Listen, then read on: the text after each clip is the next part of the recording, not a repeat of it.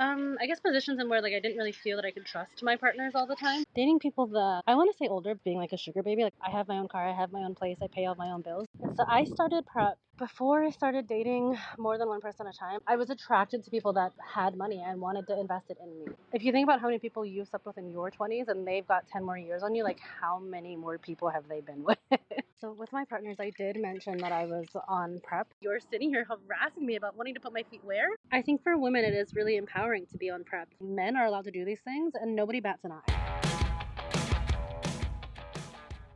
We're back for Season 8 of the Confessions podcast, and this time, it's the PrEP edition.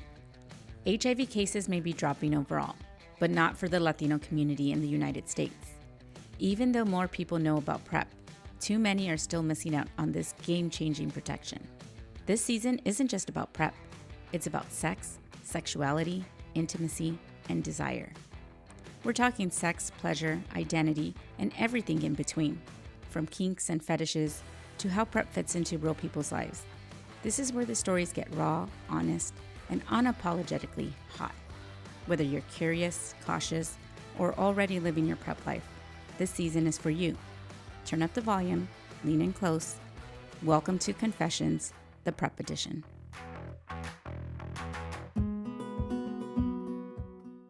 My name is Mariah. I'm from Virginia Beach, Maryland. My pronouns are she, her. I am 29 years old. And I grew up there for most of my life. I joined the Navy. I traveled for about 6 years, and then I moved to California. Yeah, I'm in Orange County, Huntington Beach. And I've lived here ever since. In Maryland, you're close to like DC, you're close to Virginia. And then New York, a lot of our family was in New York, so we spent a lot of our summers in New York City. I was at the Long Beach Pride Parade, and I met a woman named Natalie who was kind of educating the public. I was actually with one of my best friends who's a gay man, and she kind of geared the conversation towards him, and he was like, oh, you know what? I was actually going to start PrEP. She's on it. And so she was like, wait, you're a woman and you're on it? And it was just a complete shift because I don't think that you see women that are on it very often. And now we're here. I was in the medical field in the Navy, so I had a bit of a background with these things. But growing up, I had an aunt, unfortunately, that had HIV/AIDS that was untreated for quite a while, and it's made her incredibly sick, to the point where she's no longer the person that she was before. Like, she's had strokes, and she's just, not neurologically all the same person that she was before. And seeing how things like that can just completely alter your life when they're not treated, when they're not prevented, when they're not cared for. And then also the stigma that she faced in our family. I come from a very first-gen Caribbean family, I guess you'd say. And so the stigma that came with that for her children wouldn't even hug her. I think that knowing that you have the opportunity to not be in that predicament and face any of those awful repercussions of having a medical health issue, having access and knowing that I had access made that decision super easy for me. Because I was in the Navy before this, I do still have VA insurance. So getting it was not something that felt out of reach for me. It was, you jump through a million hoops because everyone knows VA healthcare is a nightmare. I guess positions in where I didn't really feel that I could trust my partners all the time, or I didn't really know fully what they were doing all the time, made me want to make that decision to kind of just protect myself. Yeah, I don't really remember who told me about it, but I think my aunt getting sick, there was kind of a discourse about one of my cousins that was already out, kind of just, you should get on this, and you should do this, and this is available to you.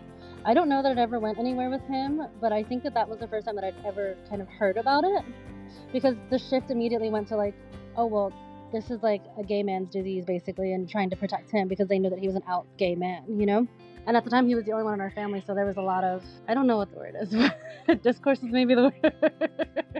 There's a lot of hoopla. I think just working in the medical field, seeing it around, especially when you're going in for birth control and stuff like that, and I've always kind of lived in this, I guess, queer space, so I'd go to my friends to their appointments and stuff. One of my friends started their testosterone when we were really close and they're really nervous, so I'd go to their appointments with them, and you see signs on the wall everywhere, and you see support groups and stuff, so I think that was a lot of it. But I also think that that's a California exclusive thing. I don't know that would be the same experience if I had stayed in Maryland or if I was in New York City or any of those places, I was dating people that, I want to say older, but probably 10 years older than me. I'm in my late 20s and they are probably in their late 30s. And I was just kind of dating people that are, for lack of a better word, just being a sugar baby. I was dating people that are better off, that are doing the fun dates, that are traveling, that are booking the birthday trips and stuff like that. I was just dating for more of a security standpoint versus dating for like a love standpoint. It had kind of already been a type in my life where I had already kind of resorted to people that were, especially in California, I feel like dating is kind of hard because there's so many people that still live with their parents and stuff. And dating as a woman that feels a little bit more set up, like I have my own car, I have my own place, I pay all my own bills. Dating somebody that doesn't have those same things felt like dating below me. And as a woman, that just wasn't something I was interested in at the time. I wanted somebody to meet me where I was at or be even better and kind of like mentor me to be better and where I was going, and just like dating people that just knew more than I knew. And so at that point, dating people that are a little bit older, it is scary because they've dated more people, they've been with more people. And I also was almost exclusively dating men at that time, which is also kind of hard to trust. I think that's kind of it. I was dating probably, younger people are calling it a roster. I had a roster this season. So just knowing that I was kind of dating with a roster made that decision a lot easier for me. Surprisingly, a lot of them, I work in the event industry and I've met a lot of them through events. The majority of them were from events, and then there was one single one that I had met through a friend. She had worked with him and he was actually her boss, and I had met her through him, and he was pretty high up in their field. I think that he would really like my friend. And then we met at literally Whole Foods and did like the little wine tasting thing, and I had ended up seeing him for about 2 years after that. So I started PrEP before I started dating more than one person at a time. It was kind of just because access was really, really hard. Getting it, and just because all the hoops, getting it, just they deliver it and then you have to sign on and do all of these check-ins with them. I don't remember how many days, but I think there was like a 9-day one and like several different check-ins. But the VA appointments are scheduled out for months at a time. So getting that set up was kind of hard. So I do remember thinking like, I'm really not protected yet, because I believe they want you on it 3 weeks before you start just being sexually active entirely. And I know I was pushing it. I was just really into dating people that were dated. I was attracted to people that had money and wanted to invest it in me. That was really attractive to me at that time. I really wanted to be with somebody that saw my worth and showed me the way that they showed up for me and like loved me and cared about me in acts of service. I wanted gifts. I wanted all of those things. Those are primarily my love languages. So it kind of just fit right hand in hand. So like fetish-wise, that made it a thing. One of the people that I was seeing was very, I don't know, they were like 10 toes down and not using protection. And so that kind of put him to a back burner for a really long time. And that dating, like I would probably see him once a week and I would still kind of just like skedaddle after the date. Like, no, I've got to go. Like, I can't, like, I'm busy. I have to do this. Literally, like, I have to go walk my goldfish or something. Like, I was out of it because it is really scary. And I think that maybe this isn't a thing and maybe this is just me being ageist, but if you think about how many people you slept with in your 20s and they've got 10 more years on you, like how many more people have they been with? You know, like that's scary to think about. I guess there's like a power play dynamic about that, but not in like a BDSM way, just kind of like a taken care of way. And like I wake up and like coffee and things are delivered to my door. If I stay over, I wake up and he's made me coffee and breakfast and everything's already made. Like it's just very spoiled girlfriend, very bratty. Spoiled rotten, quite literally. And there is most definitely, and I mean this in the most respectful way, there is a certain type of people that are into these things. And so it is people that have these same love languages, and also a lot of times it's men that like to see women as property, which is very terrifying. There's so many men that like want to see these women as like an extension of them. So if you are part, like not in like this is my kid way, but like you are mine, and so I want you to uphold this life, I want you to drive this car, I want you to look this way, like things like that, down to my nail color were things that would come up. There's a very fine line in finding the one that like fits you and what you're comfortable with, because it is, I mean, every relationship's a give and take, but those controlling and like possessive things they can be very scary, and they can be these really big red flags, especially in this scene. I never was able to network with other women that were kind of like sugar babies at the time. I had met one girl at a club, Mesa in Orange, that was dating kind of with the same intent, but more in a romantic interest, in that she was really trying to find her husband versus just casually dating. Like she wanted to marry somebody that was way better off than she was financially and where she grew up and all the things that she was used to. But we didn't keep in touch because I met her in a club and I think I just fumbled and gave her my wrong number. She slid up on my story one day and she was like, I've been texting the wrong person. So we've kept up so minimally, but I actually saw that she's engaged the other day. So I think that she scored, I guess, she's met her goals. She seems pretty happy. She's posting all the time. She's the only one I ever met in this community, but I think that it's very prominent out here. So with my partners, I did mention that I was on PrEP. With the one that I was having sexual intercourse with unprotected. And the other ones, I didn't tell them anything because I wanted to remain protected, and they were fine with staying protected, and I didn't want them to know that. Like, I didn't want them to feel like they could push that on me because they knew I was on it, if that makes sense. Because it wasn't really something I was comfortable with. That one that was an exception is the one that stuck around for 2 years, and I think I would have stayed there, honestly. I did get more emotionally invested than I intended to. It ended up not being rostered, and it ended up very much being a very real relationship. So with him, that conversation came up of like, hey, like I am on this, I did this because this is such a big thing to you that he wants to be unprotected, he wants to do these things. But the other people that I was seeing at the time, no. I've gotten a lot of requests being in this, I don't know if scene is the word, but in this community, I guess, of older people that want to have like group sex, or they want to go to like these events where there are like, I've never even heard about these events before, but where they're just like these giant parties. Like they'll rent out entire hotels and just have like literally sexathons. I do see that a lot in this community where they want to have group sex either with you, somebody they were with before, or in these massive groups. I've seen that a lot. I have seen foot fetishes have crossed my real life, and I generally don't understand where the audacity comes from.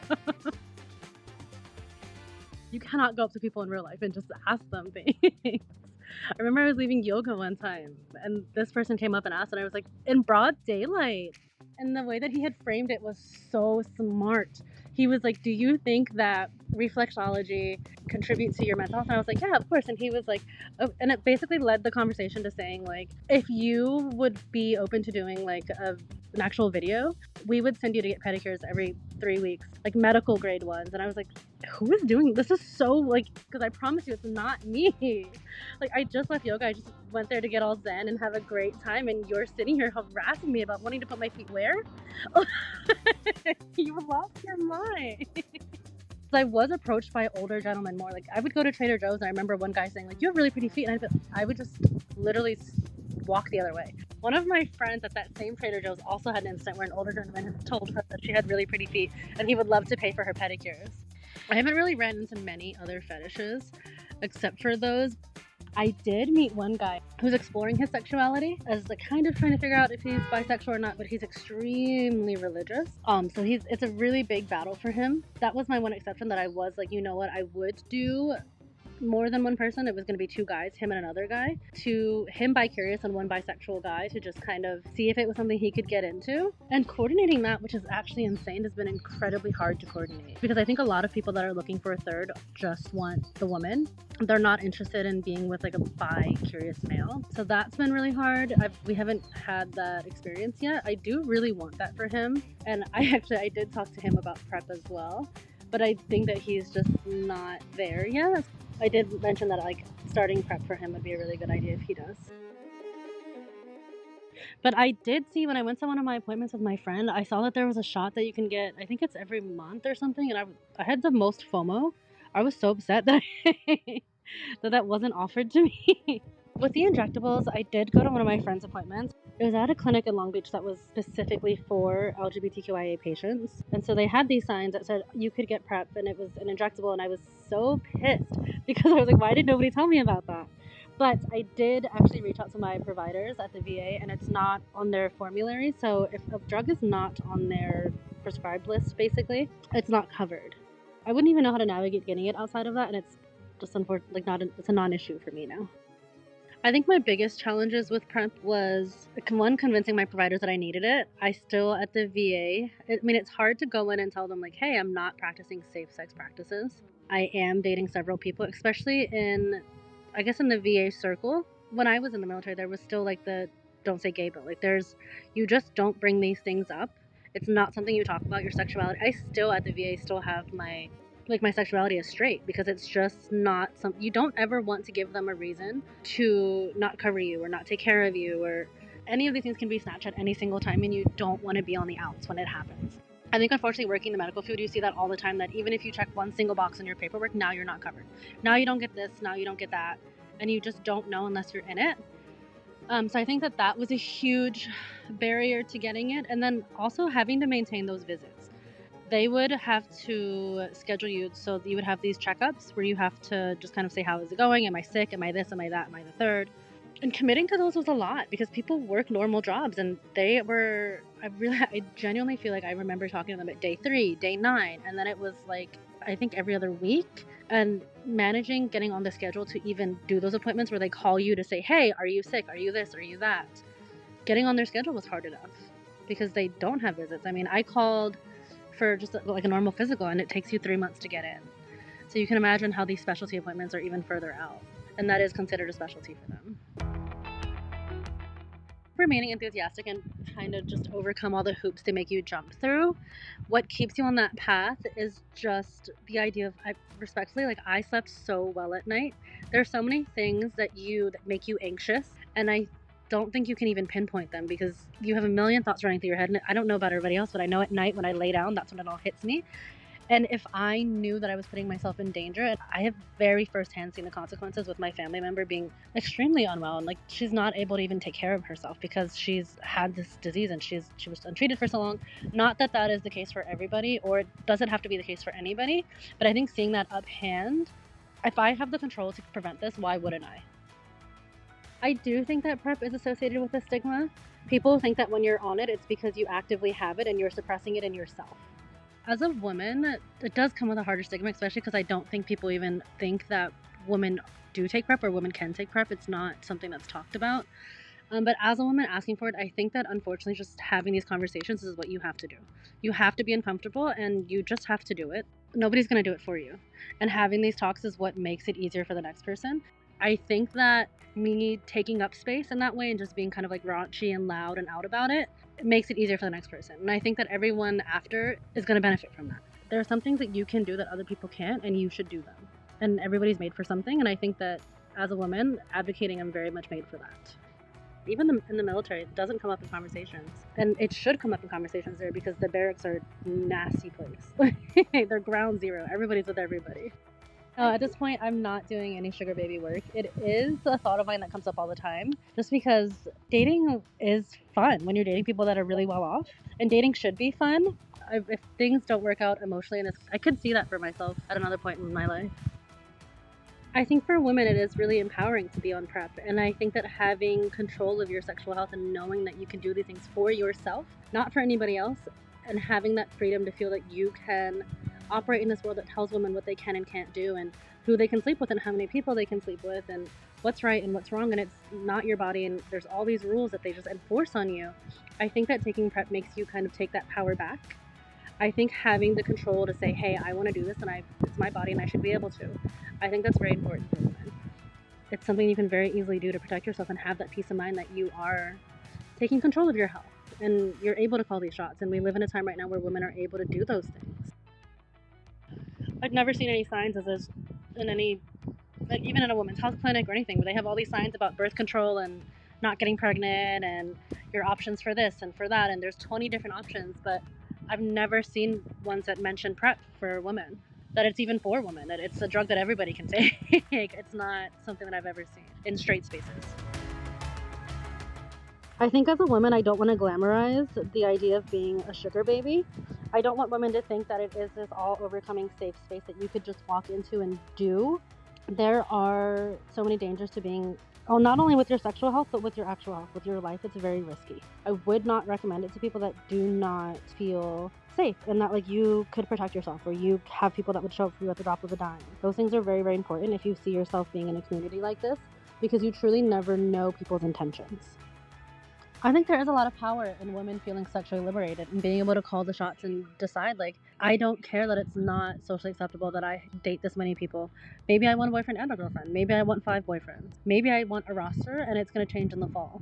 I think that any of those things are things that you're allowed to have for yourself. Men are allowed to do these things and nobody bats an eye. And there's so many derogatory terms, like, made up for women to feel less than, and they're not allowed to have these practices. This season, we talked more than just protection. We got into identity, intimacy, fetishes, and the real ways PrEP shows up in our daily lives. Because sexual health isn't just about prevention. It's about empowerment, connection, and owning your desires. Thank you for listening, for leaning in, and for daring to have these conversations with us. Season 8 was brought to you by the Los Angeles Family AIDS Network in collaboration with Reach LA. Be safe, stay sexy, and keep talking.